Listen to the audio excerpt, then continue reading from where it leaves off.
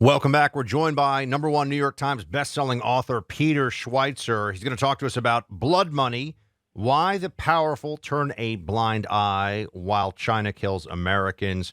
Peter, great to have you on the show, and congrats on the success of the book so far. Oh, thanks so much, Buck. Great to be on with you. Thanks for having me.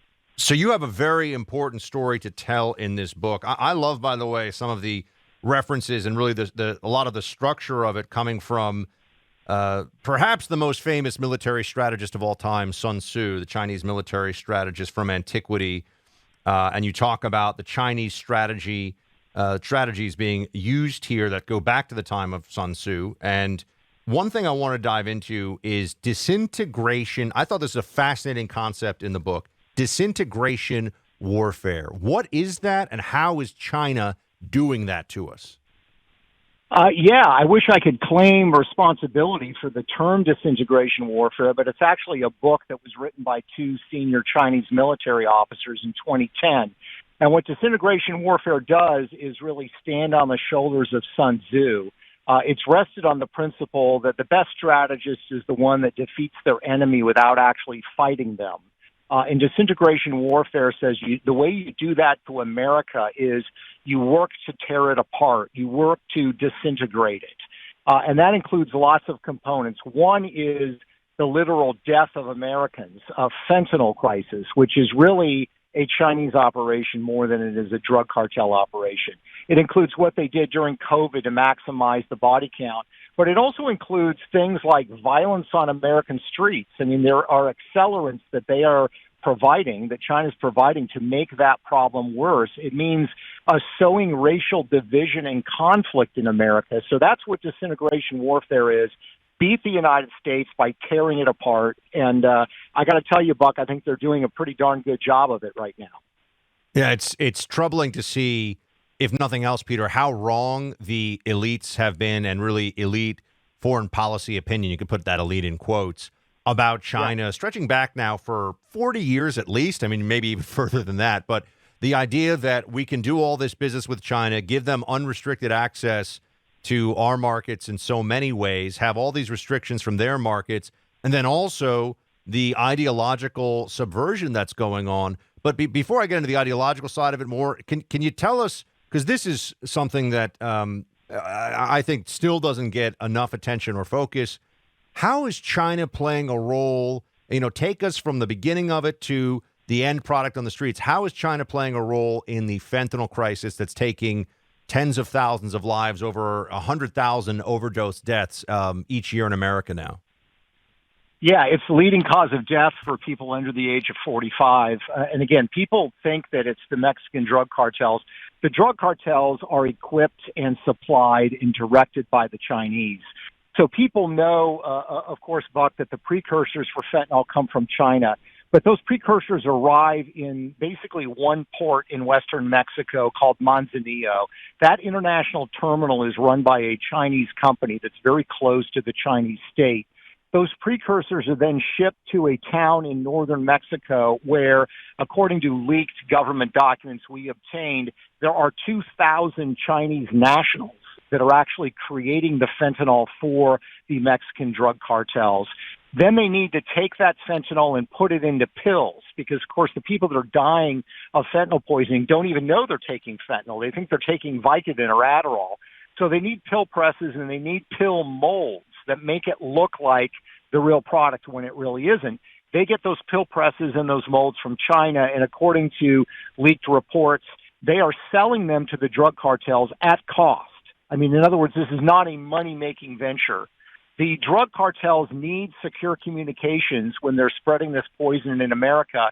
They use Chinese apps and Chinese encrypted communication devices. Why? Because they know the Chinese will not share those communications with U.S. federal forces. And then the final part of it, if you are a drug operation, you need to be able to launder money. You've got large amounts of cash you have to launder. They used to, in the days when the drug cartels were all about, cocaine and heroin, they laundered their money in Latin American banks. They now launder their money in Chinese state-owned banks, and they oftentimes use Chinese students in the United States on education visas to do it. So the Mexican drug cartels are the junior partner. The senior partner here is absolutely the Chinese CCP. Now, Peter, if someone were to Google like China crackdown on fentanyl, because I recall from the news headlines that back in, what was it, 2023, Xi Jinping, China vows to crack down on fentanyl chemicals. DEA's own website says effective May 2019, China has controlled all forms of fentanyl as a class of drugs and fulfilled the commitment of President Xi. Are you telling us that Xi Jinping and the Chinese Communist Party are lying to us about all this and still doing it? Yes, no, they're absolutely lying about it. And honestly, they're laughing, I think, at America's response. Because consider the Biden administration's quote unquote, get tough with China on fentanyl are these sanctions that if they find that Chinese officials are involved in the fentanyl trade, they will sanction them and say, you cannot do business in the United States.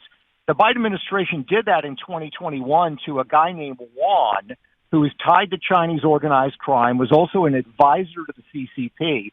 They sanctioned him. Well, what happened? 3 months after our Treasury Department sanctioned him publicly, the Chinese government gave this guy an award, and he actually gave a rousing speech explaining how he was contributing in his way to helping China defeat the United States. So, yeah, it is a ridiculous ruse, and part of the problem is that this administration will not openly confront China on this. Joe Biden has said, it's not about finger pointing. You absolutely need finger pointing, and I believe that the reason that Joe Biden will not confront China is because the Biden family finances, their ties to China, is literally one step removed from the Chinese gangs involved in the fentanyl trade. We're speaking to Peter Schweizer. His book is Blood Money. I've got my copy here. Highly recommend you all pick up yours. Peter, okay, Biden is corrupt and a buffoon and a danger to the country and all of that, and we say that on a regular basis here. Given what you are not just alleging, you're laying out in the book in detail, why aren't more Americans in positions of leadership outraged and taking action? Because one would think that our at least opponent, China, poisoning Americans and undermining us in ways that cost life as well as a whole lot of dollars is something that would get the political class united against. Why isn't that happening? Yeah, no, great question. I think there's a multitude of answers to that question. First, you begin with the financial ties and the corruption, which is obviously the smaller group. But, you look at Joe Biden. I mean, we first broke the story in 2018 about the Biden family ties to China. But what I point out in Blood Money is it becomes perilously close to the actual fentanyl trade itself. In 2017, the Biden family got a $5 million interest-free forgivable loan from a Chinese businessman, a loan they've never repaid, by the way. That businessman was actually business partners with a Chinese gangster named Zhang Anlu, who's the head of a criminal gang that set up the Sinaloa cartel in the fentanyl trade. And they are, by the way, the kings of fentanyl. So what I'm saying is you literally have one Chinese businessman who is partners with this gang leader who set up the fentanyl trade for the Sinaloa cartel. The Bidens are on the other side of that equation. There's 1 degree of separation. That's why Joe Biden does not want to have a conversation about China and fentanyl. You look at other people like, Mitch McConnell. There are financial ties there. His family has a shipping business. Elaine Chao's family has a shipping business in China. If if Mitch McConnell were to say something or do something to offend the Chinese, they could destroy that family shipping business overnight. So that's leverage. So you have people like that. We could certainly talk about Adam Schiff and Gavin Newsom, but you also have the larger group that I would argue there's a lot of people in Washington, Buck, you talk about this all the time, that are go along to get along. They don't want the heavy lift. Once you accept the reality of what China is doing to the United States, you cannot have a normal relationship with this country. You've got to make some very hard choices as a leader in this country on how you're going to confront and deal with this issue and protect Americans. And a lot of them just don't want to make those hard choices. They want to pretend that the problem doesn't exist. Winston Churchill called this leaders with vacant eyes during the war and the run-up to the war. They don't want to confront the reality that is in front of them. Now, Peter, I don't want to get ahead of ourselves here, and we're talking about Blood Money, Peter's book. I don't want to get ahead of ourselves, but we may have different leadership in a little less than a year, and Donald Trump has certainly shown a willingness to break from consensus as it pertains to China and to take actions that even in his own party were opposed very much. I remember early on in the Trump presidency, a lot of Republicans saying they didn't like it. Given what you lay out in Blood Money and the research you've done and what you found about this nexus between Chinese Communist Party, the cartels, the fentanyl, and the ideological undermining and the buying off of our elites, what does Donald Trump need to do to start moving this in the right direction and start making this a two-way fight instead of a one-way fight? Well, it's a great question. Look, I give Trump credit in the book. He raised fentanyl directly, laid it at the feet of the Chinese.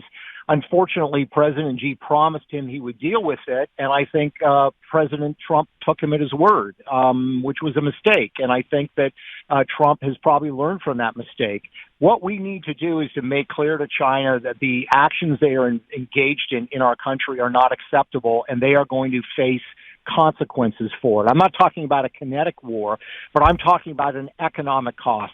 So why are we going to allow them access to our financial markets, to our commercial market, as long as they are engaging in this kind of behavior? I think you've got to put all of those things that relate to a sort of regular, ordinary state-to-state relationship on a hold until China starts dealing with these things that they are engaging in that are killing Americans. And I also think when it comes to the ideological battle, I mean, look, if you look what I lay out in the book, Buck, a lot of the violent protests that are occurring in our country that occurred in 2020 and the pro-Hamas protests that are occurring today are being led by a handful, a small group of radical organizations that have pledged allegiance to the CCP. And there's even a flow of money, indirectly, but a flow of money to these organizations coming from China. We need to not only talk about China as a nation state, we need to do what Ronald Reagan did during the Cold War. We need to call them an evil empire, and we need to engage in the ideological struggle between the two. It has been completely one-sided. They are trying to destabilize our country, and we need to call them out publicly and boldly. I still happen to believe that freedom will win in that competition, but you actually have to engage in the competition, and we have not done that with regards to China. Blood Money, Why the Powerful Turn a Blind Eye While China Kills Americans, the book by Peter Schweizer. Go get yours today. Peter, always great to have you on, man. Great work on the book. Thanks again. Thanks so much, Bug. I enjoyed it.